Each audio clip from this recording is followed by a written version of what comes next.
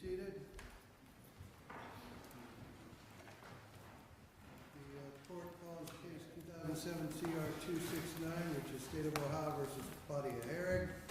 Defendant in this case was indicted in January 8, 2007 by the term of the Trumbull County Grand Jury on one count of aggravated murder and as a felony, general felony with a specification of firearm specification under sections 2903.01 A and F and 2941.145 of the Ohio Revised Code. The defendant was brought into court on January 14, 2019 for trial. On January 24, 2019, after due deliberation, the defendant was found guilty of count 1 aggravated murder, felony, and a firearm specification under 2941.145. The sentencing hearing was set this date, February 8, 2019, with a pre-sentence investigation order.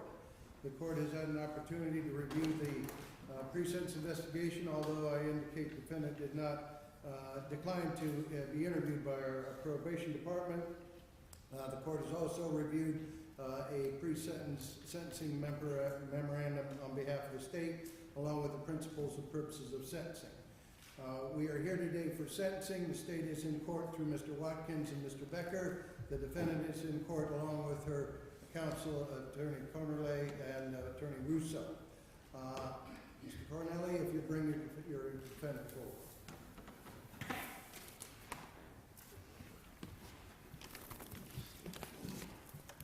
All right, we are here today, Ms. Hoerig, for the purposes of your sentencing. Is there anything you or your attorneys on your behalf would like to say to this court prior to sentencing? Yes, Your Honor. On behalf of Ms. Hoerig, we recognize that any time the charge is murder or there's an unfortunate death of another, it's a tragedy, and we express our condolences for Mr. Hoerig's family. Ms. Hoerig asked me to read the following statement. She states as follows. She is not going to speak today because the press has misquoted her countless times and throughout this case. She's going to prepare a written letter to address both the family and the media, and will provide it to her public defenders to provide to the press. She feels she's been misquoted numerous times, such as when she says instantly, it's been printed easily, and Fairy and Mary. So to avoid embarrassment and misunderstandings, she'll be addressing everyone in writing at a later opportunity as to that. As to the actual sentence, Your Honor, in looking at the factors in sentencing under the Ohio Revised Code and hearing all the facts and circumstances, in this case, we believe that a sentence in the lower available range for aggravated murder with a firearm specification is appropriate. This offense is not more serious than other offenses of a similar type, in part because we believe the testimony was that the premeditation was limited in duration, and there were extenuating circumstances relating to her mental health at the time of the incident. No, Your Honor. Ms. Hoerig, you do not wish to express anything to the court today, correct? No, she does not. All right, very well. Anything from the state? Your Honor, the state in its sentencing memorandum summarizes fairly our strong position in this case. And, it is our recommendation to this court, considering her testimony and the totality of the evidence, that this defendant be sentenced to 25 full years to life in prison, which would be served consecutively to the 3-year gun specification for a total of 25 years to life before eligibility for parole. And that should be given full credit for time served since April 20th, 2016. Thank you. I think you meant 28 years, right? I understood that. All right. I'm sorry, 28 years to life. I understood. My understanding is we have some victim statements also. All right. If you'll have her slide this way so that the victims can come forward.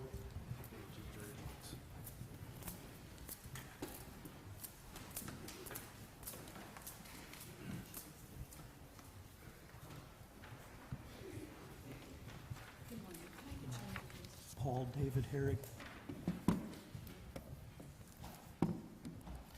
Your Honor, I'm Paul Hoerig, Carl's younger brother. Words cannot express the pain and anguish my family has endured since Carl's murder. Claudia's decision to needlessly take my brother's life with no regard for the effects it would have on others is unimaginable. The loss of my brother is beyond words. The fact Claudia so arrogantly fled to a foreign country after killing my brother has been both heartbreaking and frustrating. Knowing Claudia selfishly went on with a normal life, starting a business, and getting remarried as if nothing had happened is difficult for me to comprehend. She lived free and in the open for over 9 years while my family and I struggled to have her detained. This nightmare was followed by almost 2 years of her filing numerous appeals to stay in Brazil. Her selfish and deceptive actions of playing games with her U.S. citizenship to maintain her freedom in Brazil reveals her true character. It has been exceptionally brutal and emotionally draining for my family to have spent 10 years and 10 months fighting to have her extradited from Brazil. There have been countless days writing, calling, emailing to gain support, missing work, attending meetings, just to bring her back to the United States. It literally took the efforts of a team, family, friends, the prosecutor, law enforcement, politicians, the state and justice departments, who have spent countless time and effort over 10 years and 10 months to finally have her extradited back to the Trumbull County. Nothing this court can do will bring back my brother, but I ask this court to consider the premeditated, senseless, brutal murder of my brother. Carl selflessly served this country and was a caring father, son, brother, and friend.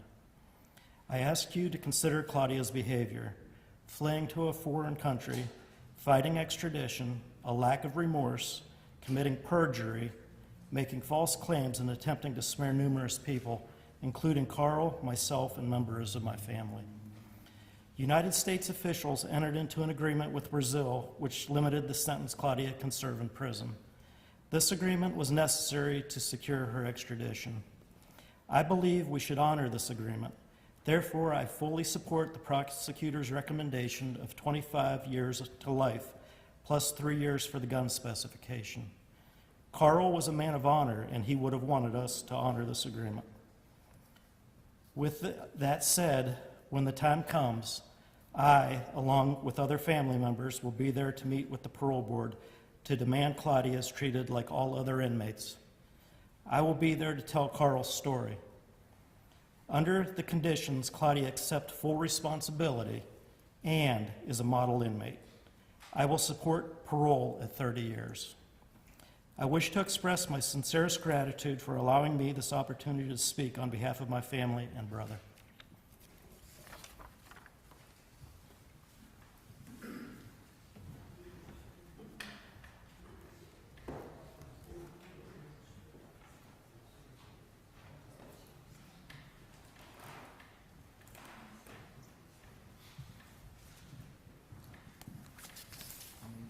Hi, I'm Eva Hoerig Snowden.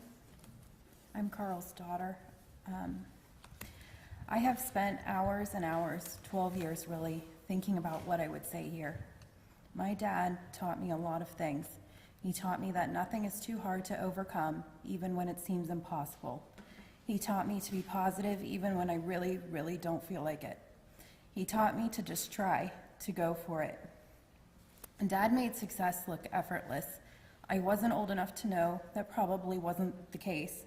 So I have to assume that how to do that effortlessly was a future lesson.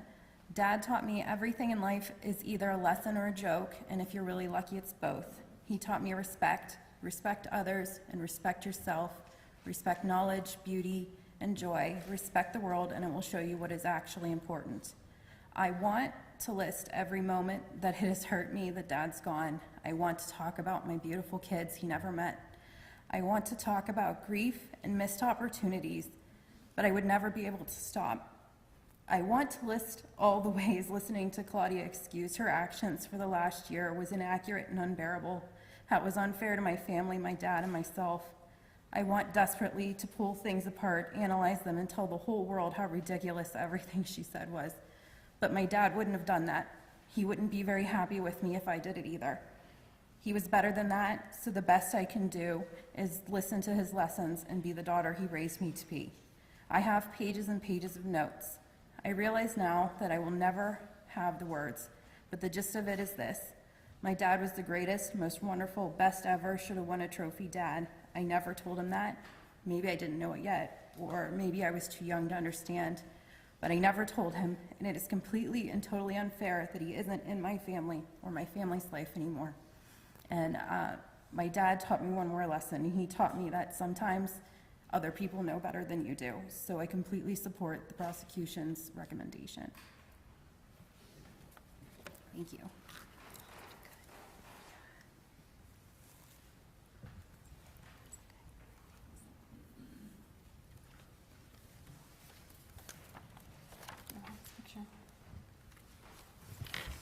Your Honor, Megan Murphy. Thank you for taking the time to hear from us today. My name is Megan. I'll be reading on behalf of my grandparents, Ed and Fran Hoerig. My grandparents raised 3 outstanding men, my dad, Steve, and my 2 uncles, Carl and Paul. When my Uncle Carl was brutally murdered, I did not have any children of my own yet. Now I have 2 sweet little boys. I had no idea at the time what it was like to have love for a child. You would do anything, even die for them, and I cannot fathom the pain my grandparents feel every day since they buried their child. They are incredible parents, and I hope to raise my boys as perfect as they raised their own. My grandparents wrote, Carl was born December 24th, 1963. The Christmas seasons are now hard to deal with, as all of the holidays are. He loved to celebrate with all our families. Carl was a brilliant, amazing, kind, loving person who focused on the best qualities in everyone and overlooked the flaws. We won't get to see what new avenue Carl would pursue in education and careers. Sadly, Carl didn't get to guide his children into adulthood and meet his grandchildren. They would have been the joy of his life. Claudia took Carl's life. We have lived with this reality close to 12 years, and the thought that as parents we should have done more to protect him. Ed and I feel this pain every day. When we told Carl we really feared for his life, he said, "Don't worry, I've got this." Carl planned to move out of his house after Claudia appeared in Ravenna Court March 13, 2007 on an OVI. She was nervous about going to court, and he wanted to be there to support her. That was Carl, he would be there for her.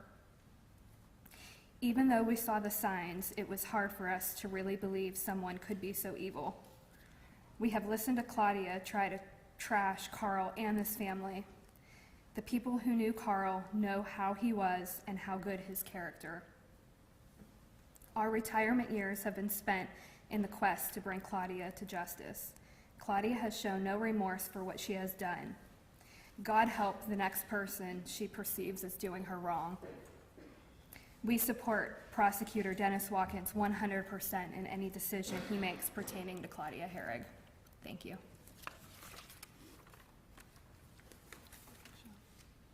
I have a copy for you.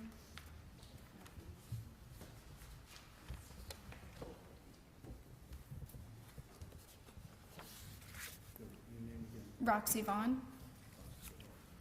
Your Honor, thank you for the opportunity to let the family be heard.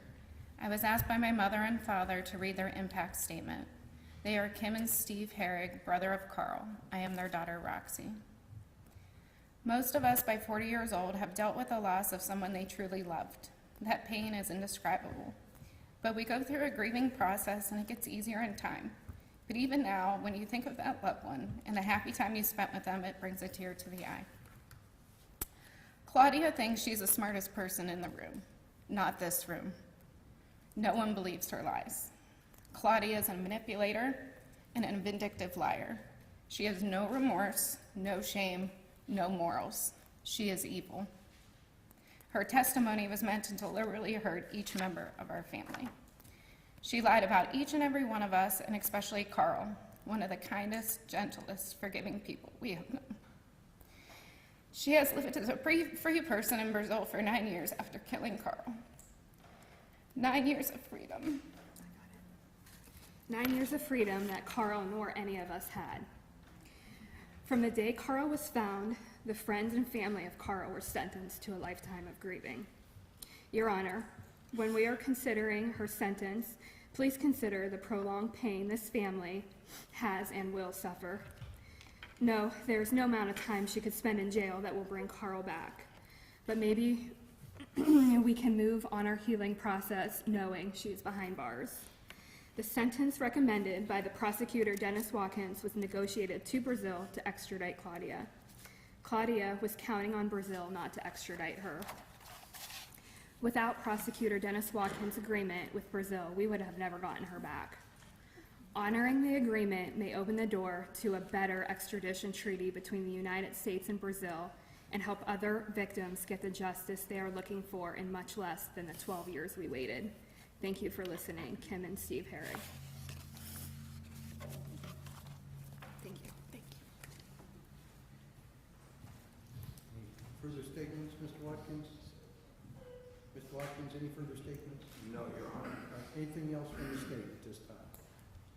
No, Your Honor. All right, we'll turn back over.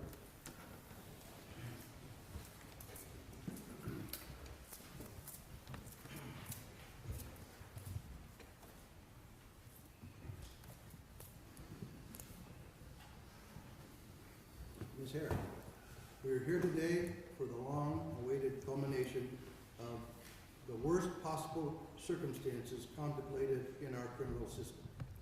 After nearly 12 years, you have been convicted of the most heinous act of aggravated murder of your husband, Major Carl Hoerig. The family of Carl Hoerig is here in an attempt to gain some closure in regard to this long journey toward justice. Now, from the beginning, your actions spoke volumes. You never denied killing Major Hoerig. However, your statements always evaded taking sole responsibility for your action. Your statements under oath at trial acknowledged that you delivered a final blow to the head of Major Hoerig at close range, yet you refused to acknowledge any culpability. The court further notes that you never showed actual remorse for your actions. You attempted to deflect the blame at each and every turn. In fact, the only time you showed any genuine emotion was when speaking of your family. The jury found you guilty of aggravated murder with prior calculation and design, and it is now the time for this court to impose sentence for that crime. Taking into consideration the principles and purposes of sentencing, pursuant to 292911, the court finds that you do not have any substantial prior criminal record. However, in regard to the sentencing guidelines under section 292912 of the revised code regarding the seriousness of a criminal act, the court finds there is no more serious action than aggravated murder. Furthermore, you committed the aggravated murder of your husband with advanced plotting and preparation as demonstrated by your actions in the days leading up to the murder. Your actions clearly demonstrated prior calculation and design. In addition, your relationship to the victim, to wit, your husband, must also be considered. You made a conscious decision to end the life of your husband without any consideration of his life or the lives of his children or his family. The court has considered these factors along with your lack of any genuine remorse or accountability. Unfortunately, nothing this court does can bring back Major Hoerig or lessen the physical and emotional loss to his family and friends. Closure is a word often used, but perhaps never truly attained in these instances. The family and friends of Major Hoerig will never forget him. Perhaps their memories of him will be some small comfort in remembering the man they loved, the man that served our country in the United States Air Force. But they will never forget that it was your heinous actions that took him away. Now, Ms. Hoerig, your sentence shall be as follows. As to the crime of aggravated murder, pursuant to Ohio Revised Code sections 2902 and 03, the court sentences you to a term of life imprisonment with parole eligibility after a full 25 years. In regard to the firearm specification under 41.145, the court sentences you to 3 years of mandatory incarceration to be served prior to and consecutive with the underlying offense, for a total sentence of life imprisonment with parole eligibility after 28 full years. You are further ordered to pay the cost of this action.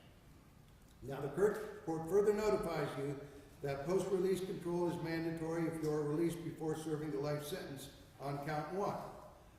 And the maximum possible post-release period is equal to the length of the life sentence imposed on aggravated murder in count 1, as well as the consequences of violating conditions of post-release control imposed by the parole board. You are ordered to serve as part of this sentence any term of post-release control imposed by the parole board and any prison term for violation of that post-release control. A violation of any parole, a rule, or condition may result in a more restrictive sanction while released, an increased duration of post-release supervision up to the maximum set above, and or re-imprisonment for a period of time equal to the life sentence imposed for aggravated murder in count 1. Now, if you commit another felony while subject to a period of post-release control or by some other means you violate the conditions of post-release control, you may be sent back to prison to serve out the remainder of the life sentence imposed for aggravated murder, for the aggravated murder offense. Now, you are further instructed that certain inmates are eligible to receive days of credit against their prison sentence for each completed month of productive participation in an educational or employment program developed by ODRC with specific standards for performance by prisoners. Some inmates, including those confined for sex offenses and the most serious first or second degree felonies or homicides, may not be eligible for this credit. Furthermore, while you're in prison, you shall not ingest or be injected with any drug of abuse. You shall submit to random drug testing, and the results of any test administered shall indicate you did not ingest and were not injected with any drug of abuse. Now, the court further notifies you that you have been granted credit for the time incarcerated in the Trumbull County Jail pursuant to these charges for a subtotal of 386 days from January 18, 2018 to this date, as well as a subtotal of 638 days for the time served incarcerated in Brazil from April 20th, 2016 until January 18th, 2018, for a total credit of time served of 1,024 days. Now, you have been convicted of aggravated murder with a firearm specification by a trial to jury. You have an automatic right to appeal. If you do not have the funds to employ an attorney, one will be appointed at no cost. If you do not have the funds to have a record supplied to the Court of Appeals, a record will be supplied at cost. Do you wish to appeal? She does, Your Honor. All right. Mr. Corneli, I'll ask you to make sure a timely notice of appeal is filed. We will do so, Your Honor. All right, very well. Anything further from the state at this time? Your Honor, we approach All right.